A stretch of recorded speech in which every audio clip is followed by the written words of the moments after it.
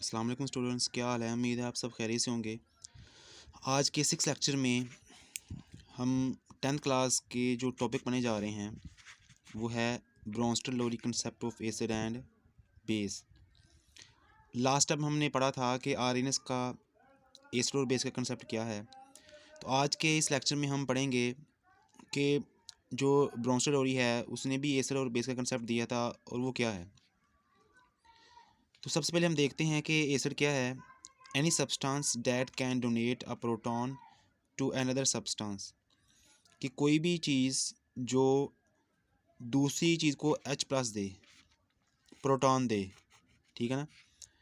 तो जो चीज़ H plus देगी उसको हम कहेंगे एसिड। ये कहा था ब्रोंस्टर-लोरी ने अपने एसिड बेस के कंसेप्ट में। मिसाल के तौर पर हमारे पास है एक HCl और प्लस अमोनिया। तो जब इन दोनों का आपस में रिएक्शन होता है तो जो HCl होता है हमारे पास, ये इसके पास ये H होता है, ये H अमोनिया को डोनेट कर देता है, अमोनिया को ये H दे देता है। तो इस तरह जब अमोनिया H लेके NH4 बनाती है, अमोनियम आयन बन जाता है और प्लस हमारे पास क्या बनता है Cl नेगेटिव। अब यहाँ क्या हुआ है कि Cl ने HCl में H दिया था, तो जो चीज़ H दे H प्लस दे, जब Cl आयोनाइज होता है तो H प्लस देता है, तो जो चीज़ H प्लस दे उसको हमने कहा हुआ है एसिड, ठीक है ना। तो अब इस एग्जांपल में HCl है हमारे पास, क्या है ये एसिड है, ठीक है ना। एसिड इसलिए है क्योंकि इसने H प्लस हमें दिया है, तो जो चीज़ H प्लस दे हमें उसको हमने क्या किया हुआ है लोरी ब्रोंस्टेड एसिड। अब सेकंड एग्जांपल में हमारे पास फिर HCl है और हमारे पास वाटर है। अब इस एग्जांपल में अगेन HCl क्या करेगा, H प्लस यहाँ से वाटर को देगा। जब वाटर को HCl देगा H प्लस, तो इस तरह HCl क्या हो गया, फिर एसिड हो गया। अब यहाँ क्या बनेगा, हाइड्रोनियम आयन बनेगा प्लस Cl क्लोराइड आयन बनेगा। ये तो था एसिड। अब नेक्स्ट हमारे पास क्या है बेस। बेस क्या होती है, any substance that can accept a proton from another substance, कि कोई भी चीज़, कोई भी मालिक्यूल या सब्सटेंस जो कि H प्लस एक्सेप्ट करे। एसिड में क्या था, डोनेट करे H प्लस। बेस में क्या है, जो H प्लस एक्सेप्ट करे, कबूल करे, उसे हम क्या कहते हैं, बेस। मिसाल तब ऊपर वाली हमारे पास एग्जांपल है, उसको हम अगेन लिखते हैं HCl plus water, hydrochloric acid plus water. इसमें क्या है कि HCl के पास H होता है, तो ये H के वाटर को दे देता है। तो अब चूँकि वाटर ने H एक्सेप्ट किया है HCl से, अब HCl ने H प्लस दिया है और वाटर ने एक्सेप्ट किया है, इसलिए HCl क्या हो गया, एसिड हो गया, और वाटर क्या हो गया, बेस हो गया। तो हमारे पास बना हाइड्रोनियम आयन बना और क्लोराइड आयन बना। तो इस एग्जाम्पल में HCl एसिड है और वाटर क्या है, बेस है। अब यहाँ दो डेफिनेशन और आती हैं, कंजुगेट एसिड और कंजुगेट बेस। अब कंजुगेट एसिड क्या होता है, a species found by accepting a proton by a base, कि जब भी कोई बेस प्रोटॉन एक्सेप्ट करती है तो इसके बाद जो चीज़ बनती है उसे हम क्या कहते हैं, कंजुगेट एसिड, ठीक है ना। मिसाल तौर पर हमारे पास यही एग्जांपल है ऊपर वाली, इसमें H2O क्या है, बेस है। इसने जब एसिड से H प्लस लिया है तो क्या बना है, H3O पॉजिटिव बना है, हमारे पास हाइड्रोनियम आयन बना है।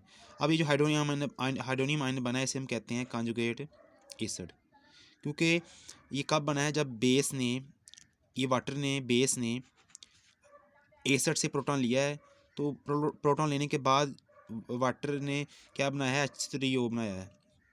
ये जो H3O ये क्या है, हमारे पास कंजुगेट एसिड है। इस तरह हमारे पास कंजुगेट बेस क्या होती है, a species found by donating a proton by an acid, कि जब भी कोई एसिड प्रोटॉन डोनेट कर दे तो डोनेट करने के बाद जो चीज़ पीछे रह जाती है उसको क्या हम कहते हैं, कंजुगेट बेस।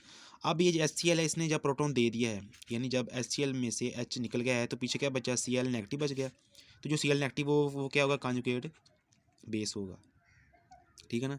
तो ये दोनों ऑपोजिट ही हैं कि कंजुगेट एसिड बेस के प्रोटॉन एक्सेप्ट करने से बनती है, और जो कंजुगेट बेस होती है वो एसिड के प्रोटॉन देने के बाद बनती है। अब इस एग्जांपल में H3O hydronium ion conjugate acid है और जो क्लोराइड आयन है वो क्या है, कंजुगेट बेस है। आगे मज़ीद एग्जांपल इसकी हैं, हमारे पास एसिड है acetic acid CH3COOH plus water हमारे पास है। अब जो एसिटिक एसिड होता है हमारे पास, इसके पास ये जो H होता है, ये वाला H, ये इसको डोनेट करता है वाटर को। अब जो चीज़ वाटर प्रोटॉन डोनेट करे, H डोनेट करे H प्लस, उसे हम क्या कहते हैं, एसिड कहते हैं। तो इस हमारा ये हमारे पास एसिड है, एसिटिक एसिड, और वाटर ने चूँकि प्रोटॉन लिया है, इसलिए ये क्या है, ये बेस है। और बना क्या है, एसिटेट आयन बना हमारे पास CH3COO नेगेटिव आयन बना, इसे कहते हैं एसिटेट आयन। और दूसरे नंबर पर हमारे पास बना है हाइड्रोनियम आयन। अब जो बेस जब प्रोटॉन लेती है इससे, तो पहले H2O है, जब उसने प्रोटॉन ले लिया तो H3O बन गया, तो इसे हम क्या कहेंगे अब, कॉन्जुगेट एसिड। चूँकि इसने प्रोटॉन कबूल किया है बेस ने, इसलिए इसे क्या कहते हैं, कॉन्जुगेट एसिड। और जब एसिड प्रोटॉन डोनेट करता है, उसके बाद जो चीज़ पीछे रह जाती है, जब यहाँ से H निकल गया है, प्रोटॉन निकल गया है, तो पीछे क्या बचा, CH3COO नेगेटिव बच गया। तो ये जो पीछे चीज़ बच गई है, उसे हम कहते हैं कॉन्जुगेट बेस। नेक्स्ट हमारे पास एक डेफिनेशन आती है एम्फोटेरिक। अभी हमने पढ़ा है कि एसिड क्या होता है, बेस क्या होता है, ठीक है ना। तो अब एम्फोटेरिक क्या होते हैं कि any substance that can behave as an acid as well as a base, कि कोई भी चीज़ जो एसिड के तौर पे भी काम करे और बेस के तौर पे भी काम करे, यानी दोनों किरदार अदा करे, तो उसे हम कहते हैं एम्फोटेरिक, ठीक है ना। मतलब कोई भी जो चीज़ एज अ एसिड भी काम करे और एज अ बेस भी काम करे, दोनों किरदार अदा करे, उसे हम कहते हैं एम्फोटेरिक। हमारे पास एग्जांपल है वाटर की। जो वाटर होता है ये एम्फोटेरिक होता है, ये एज अ एसिड भी काम करता है और एज अ बेस भी काम करता है। चूँकि ये दोनों के तौर पर काम करते हैं, इसलिए इसे हम क्या कहते हैं, amphoteric. What is amphoteric because it can act both as an acid and as a base. ये एज अ एसिड भी काम कर सकता है और एज अ बेस भी काम कर सकता है।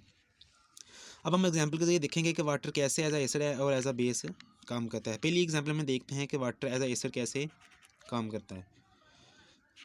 इस एग्जांपल में हमने वाटर लिया है प्लस अमोनिया लिया है हमने। अब वाटर के पास H प्लस होता है, अमोनिया क्या करती है कि वाटर से H प्लस एक्सेप्ट करती है, तो क्या बनता है, अमोनियम आयन बनता है, NH4 पॉजिटिव प्लस बनता है। और प्लस हमारे पास जब H वाटर से निकल जाता है तो पीछे क्या बचता है, OH नेगेटिव। अब चूँकि वाटर ने प्रोटॉन दिया है, तो जो चीज़ प्रोटॉन देती है उसे हम क्या कहते हैं, एसिड। तो वाटर ने इस सेक्शन में एज अ एसिड काम किया है। और अमोनिया क्या है, बेस। चूँकि अमोनिया ने प्रोटॉन लिया है, तो जो चीज़ प्रोटॉन लेती है, एक्सेप्ट करती है, उसे हम क्या कहते हैं, बेस।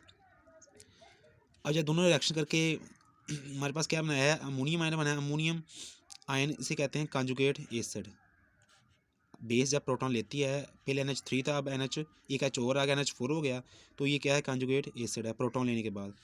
और जब एसिड ने H निकाल दी है, तो जो चीज़ पीछे बच जाती है, उसे हम कहते हैं कॉन्जुगेट बेस।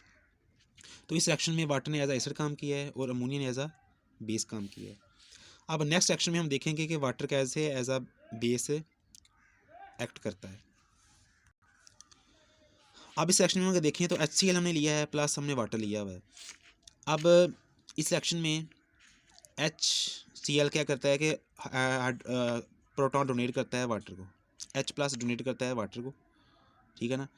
तो जो चीज़ H प्लस दे उसे हम क्या कहते हैं, एसिड। तो इस सेक्शन में HCl क्या है, एसिड का तौर पर काम करता है। अब ये जो प्रोटॉन यहाँ से निकला है वो वाटर ने एक्सेप्ट कर लिया है, तो जो चीज़ प्रोटॉन एक्सेप्ट करे उसे क्या कहते हैं, हम बेस कहते हैं। तो दोनों का एक्शन से हमारे पास क्या बना है, H3O प्लस बना है, ये कॉन्जुगेट एसिड है, और Cl नेगेटिव बना है, ये कॉन्जुगेट बेस है। अब इस एक्शन में वाटर ने एज अ बेस काम किया, प्रोटॉन एक्सेप्ट किया है। पहले एक्शन में वाटर ने एज अ एसिड काम किया था, प्रोटॉन डोनेट किया था। तो इस तरह जब ये दोनों काम कर रहा है, वाटर एज अ एसिड भी काम करता है, एज अ बेस भी काम कर रहा है, तो इसे कहते हैं एम्फोटेरिक, ठीक है ना।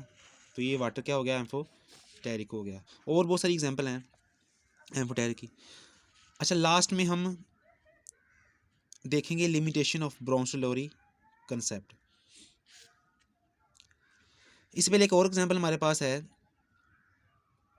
जिसमें वाटर एज अ बेस काम करता है, कि ये पहले एग्जांपल हमने देख लिया है कि एसिड हमारे पास एसिटिक एसिड है, एसिटिक एसिड ने प्रोटॉन दिया है, H ने कबूल किया है, तो हमारे पास एसिटेट आयन बना है और हाइड्रोजन आयन बना है। तो इसमें इस सेक्शन में भी वाटर ने एज अ बेस काम किया है। अच्छा, लास्ट में हमारे पास लिमिटेशन है। जिस तरह हमने आर्हीनेस कंसेप्ट की लिमिटेशन पढ़ी थी, इस तरह इसकी भी लिमिटेशन है, लोरी ब्रोंस्टर कंसेप्ट की भी हैं, कि कुछ कंपाउंड ऐसे होते हैं जो H+ नहीं दे सकते।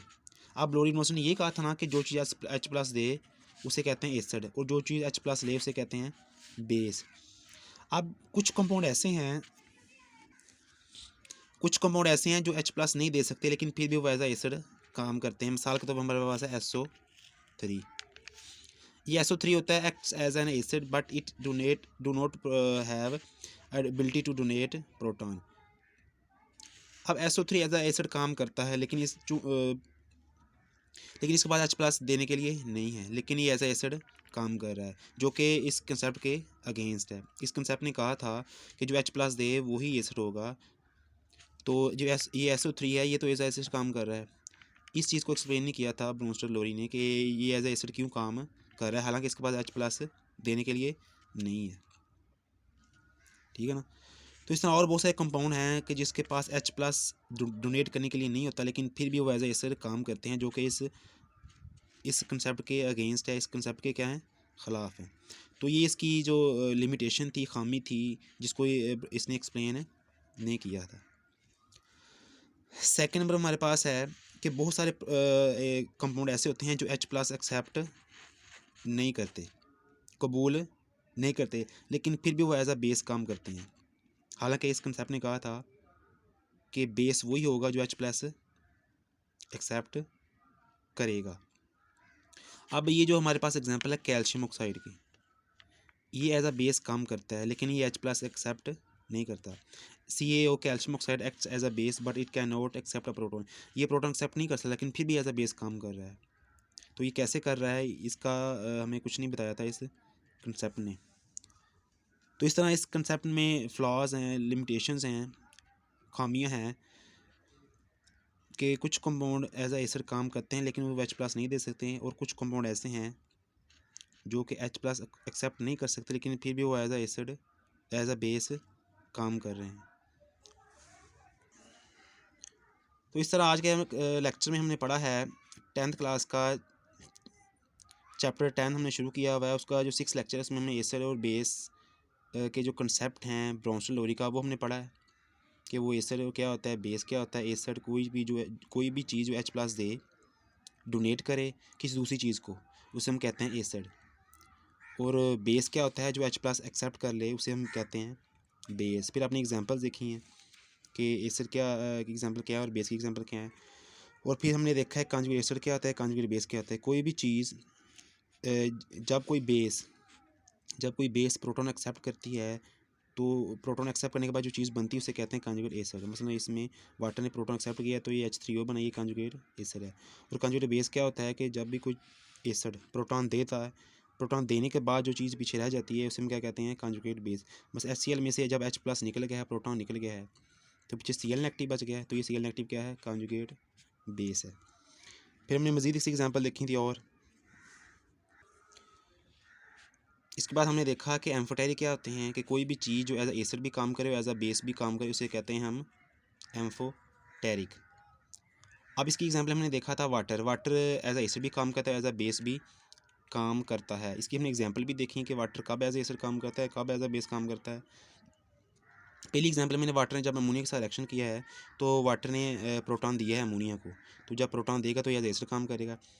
अगली ही एग्जांपल में वाटर ने प्रोटॉन एक्सेप्ट किया है HCl के साथ, तो जो प्रोटॉन एक्सेप्ट किया वो बेस होगा। तो इस तरह वाटर ने एज एसिड भी काम किया, एज अ बेस भी काम किया, इसलिए ये क्या है, एम्फोटेरिक है। और लास्ट में हमने लिखा है लिमिटेशंस ब्रोंस्टर लोरी की, कि ब्रोंस्टर लोरी ने तो ये कहा था जो चीज़ H+ ले और जो चीज़ H+ दे और जो चीज़ H+ ले उसको एसिड बेस कहते हैं। लेकिन बहुत सारे कंपाउंड ऐसे होते हैं कि जो H+ नहीं देते, लेकिन फिर भी वो एज एसिड काम करते हैं। इसकी एग्जांपल है SO3। ये H+ नहीं देता, प्रोटॉन नहीं देता, इसलिए फिर भी ये एज अ एसिड काम कर रहा है। तो ये कैसे कर रहा है, इसके बारे में से हमें कुछ नहीं बताया था। और CO हमारे पास है जो कि प्रोटॉन नहीं लेता, लेकिन फिर भी एज अ बेस काम कर रहा है। तो ये एज अ बेस कैसे काम कर रहा है, इसके बारे में हमें इस कंसेप्ट ने कुछ नहीं बताया था। तो ये था हमारा आज का लेक्चर। इंशाल्लाह उम्मीद है कि आपको ये वीडियो अच्छी लगी होगी। इंशाल्लाह नेक्स्ट वीडियो में आपके साथ हाज़िर होंगे। Okay, good bye, thanks.